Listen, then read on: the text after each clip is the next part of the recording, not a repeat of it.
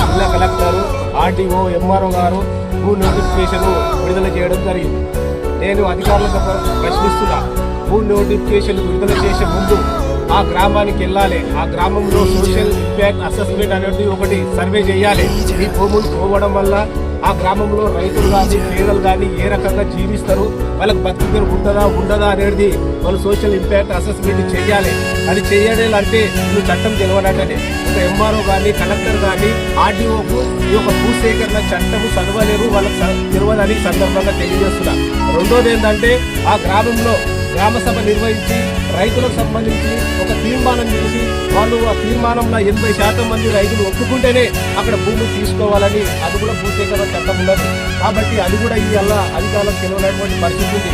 అదే రకంగా అక్కడ ఇంకా ఈ నోటిఫికేషన్ల కనీసము కాంపన్సేషన్ ఎంత కూడా ప్రకటించలేరు, దానికి సంబంధించి సొల్యూషన్ ఎంత అనేది కూడా ప్రకటించలేరు. అంటే మొత్తం కూడా భూసేకరణ అనేది అలా 2013 భూసేకరణ చట్టానికి వ్యతిరేకంగా ఉంది. కాబట్టి తక్షణమే ఆ యొక్క భూసేకరణ నోటిఫికేషన్ వెంటనే రద్దు చేయాలి. రెండో విషయం ఏంటంటే కాంగ్రెస్ ప్రభుత్వం అధికారంలోకి వచ్చేటప్పుడు ఈ యొక్క రేవంత్ రెడ్డి ఎమ్మెల్యే గారు ఏమన్నారు, గత ప్రభుత్వం మొత్తం కూడా అసైన్మెంట్ భూములను అంతా కూడా తీసుకొని ఇండస్ట్రియల్ కారిడార్లు కానీ అనేకమైనటువంటి అభివృద్ధి పేరుతో లాక్కుంటున్నది. మేము అధికారంలోకి వస్తే అసైన్మెంట్ భూములను కాపాడతామని హామీ ఇచ్చిండ్రు. కానీ ఈరోజు వాళ్ళు కాపాడతామని ఈరోజు మళ్ళీ వాళ్ళే ఈ రకంగా పేదల అసైన్మెంట్ భూములు తీసుకుంటున్నారు.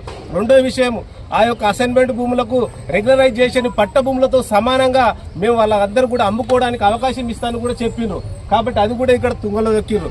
అట్లనే ఈ రోజు ఎమ్మెల్యే గారికి ఒకటి సూటిగా ప్రశ్నిస్తున్నాం.